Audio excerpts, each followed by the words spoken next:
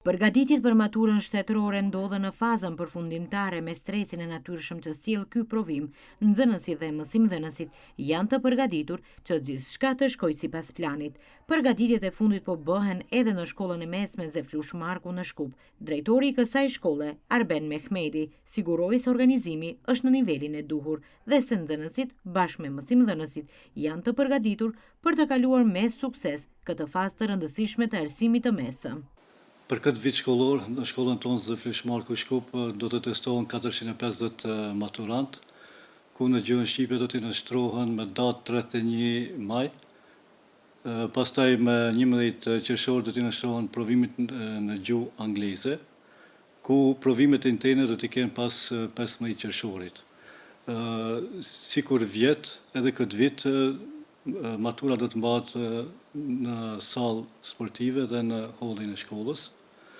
Nxënësit janë të përgatitur ku pas orarit të mësimit janë të angazhuar mësimdhënësit në gjuhën shqipe dhe në mësimdhënësit e gjuhës angleze që t'ju ndihmojnë që provimin ta kalojnë në mënyrë sa më të përkryer. Gjithashtu, përgatitjen për maturën shtetërore po bëhen edhe në shkollën e mesme profesionale Zdravko Cvetkovski. Profesoresha gjuhës angleze Betime Aliu tha se procedura e testimit është e njëjtë si për gjimnazistët e përgjithshëm ashtu edhe për shkollat profesionale. Në maturën shtetërore këtë vit, ndryshimet kryesore janë ato që nxënësi mund të zgjedhë qysh për fillimit të vitit se cilën maturë do zgjedhë, maturën shkollore ose maturën shtetërore, dhe gjithashtu për arsye se gjuhët e huaja në shkollë mbahen 2 herë në javë, ndërsa në shkollat e gjimnazit mbahen 3 herë në javë, do të thotë niveli i gjuhës nga B2 ka kaluar në B1 ose në B1+. Procedura është e njëjtë si për shkollat e gjimnazit, ashtu edhe për shkollat profesionale, për arsye se është ulur niveli i gjuhëve të huaja nga B2 në B1+ ose B1, do të thotë zhvillohet si gjuha amtare, gjuha maqedone ose gjuha shqipe, dhe si lanë zgjedhore janë gjuha angleze, gjuha gjermane ose gjuha frenge.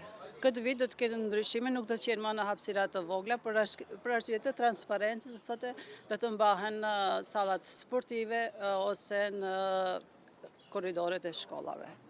Po për shkak të evidentimit të parregullsive, mendojmë që do të jetë transparenca do të jetë më e madhe si për nxënësit ashtu edhe për profesorët që do të jenë në rolin e testatorit. Nëse nuk e kalon provimin në afatin e qershorit, atëherë nxënësi ka edhe një termin në afatin e gushtit, ndërsa nëse nuk kalon të dyjat, atëherë duhet të presim deri në afatin e vitit të ardhshëm. Edhe nxënësit shprehen se janë duke u përgatitur në mënyrë të vazhdueshme, si individualisht, ashtu edhe në bashkëpunim me profesorët në orë shtesë. Maturës shtetërore, domethënë pak a shumë profesorët kanë bërë iniciativë që ne të përgatitemi prej në fillim të vitit të 4.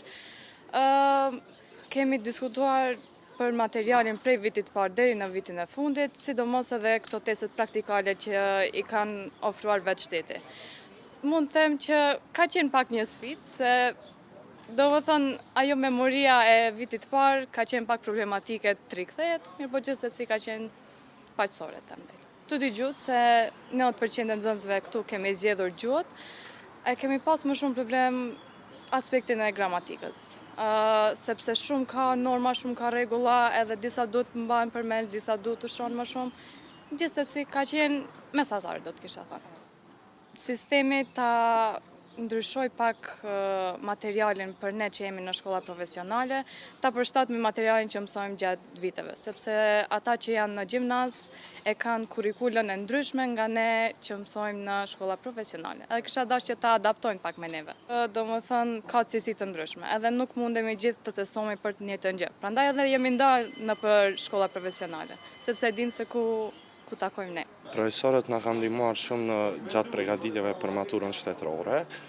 Ata na kanë dhënë material shtesë, po ashtu edhe ushtrime, dhe kur kemi pas paqartësi ata kanë qenë aty për të na sqaruar. Po ashtu mbështetja e profesorëve është shumë e rëndësishme, edhe na bën të ndihemi më të sigurt. Ka qenë pak sa sfiduese, por me përkushtim dhe mbështetje të mirë kemi arrit ta përballojmë mirë besoj. Për mu, kisha pas që matura shtetërore mu largu krejt, edhe mu zavendësu në një mënyrë më të drejtë dhe më moderne për vlerësimin e nxënësve për këto 3-4 vite që jemi munduar dhe jo vetëm në një ditë provime. Të vështirë nuk e kemi pasur, por kemi pasur shumë stres për ata dhe mund të duket e vështirë ajo, por profesorët kanë luajtur një rol shumë të mirë për ne, që kanë ndihmuar për përgatitjen e projekteve dhe kanë dhënë këshillime dhe përgatitje temase për menaxhimin e kohës dhe kanë dhënë gjithë mundin e tyre për të na ndihmuar ne. Mendimin personal do të ishte që të hiqet krejt ky test, por do të ishte mirë të ketë një zgjidhje tjetër që të vlerësohemi ne. Po përveç faktit që secili prej neve po përgatitet në mënyrë individuale, qoftë ajo në shtëpi apo gjithkund tjetër, po ashtu edhe mësimdhënësit tek shkolla jon po na ofrojnë shumë mundësi që edhe jashtë orarit mësimor që po na ndihmojnë nëpërmjet testimeve të maturës duke na ndihmuar në mënyra të shumë. Kurse ekstra unë personalisht nuk kam marrë asnjë send, po përgatitem në vetë në shtëpinë time. Më e vështira e kam frikën tek gjuha shqipe për shkaku i shumë veprave që duhet, edhe pse i kemi marrë gjitha veprat prej vit parë deri në vit 4, duhet edhe një përsëriten gjitha, që ajo më duket është pjesa më e rëndë. Për maturën shtetërore kemi përgatitje, kemi plan programe të cilat na i tregojnë edhe mësimdhënësit e kësaj shkolle. Sigurisht secili nxënës mundohet të marrë këshilla prej secilit dhe mundohet individualisht më së shumti të përgatitet. Pavarësisht këtyre, kena edhe trajnime pas orëve, domethënë orë shtesë, kemi profesor të cilët japin kontribut dhe rrinë orë shtesë në shkollë, bëjnë trajnime dhe shpresojmë që do ta kalojmë shumë lehtë. Po sigurisht mos të stresohemi, mos bëjmë panik pa nevojë dhe këshilla më e mirë besoj do të jetë ajo e cila na japin motivim që të mësojmë edhe për me vazhdu për më tepër. Paka shumë, po sigurisht secili prej nesh ka ato emocione, do t'i theksoja emocionet e ndarjes nga shoqënia ndoshta, edhe pak për vështirësitë drejtimit që duhet zgjedhur për vazhdimin e studimeve e kështu me radhë. Personalisht jo, mirë po njoh nxënës dhe shokë të cilët ndjekin edhe kurse të tjera, sidomos ato të cilat janë për drejtime të IT-s, si programim e kështu me radhë. Ato ndjekin edhe kurse private, ka kurse të cilat janë publike, pa pagesë, me pagesë. Njoh që ndjekin dhe besoj që është një plus i madh për ne. Atëherë po, ne po punojmë në këtë drejtim, domethënë profesorët janë tejmase të angazhuar me këtë punë.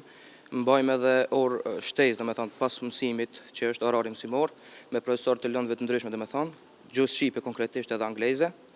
Por ka edhe që majnë edhe ato, domethënë, që kanë lëndë zgjedhore, që janë historia, sidomos një për lëndë që shumica e nxënësve e kanë zgjedh. Po, si lëndë më e vështirë zgjedhore, domethënë, është lënda e matematikës, që vetëm një pakicë e vogël prej shkollës e kanë zgjedhur si lëndë për të testuar. Mund të them 20 nxënësa dikon janë prej këtij shkollës. Por edhe historia është një pilandve që është e rëndësishme dhe e rëndë pasi ka shumë mësime për atë.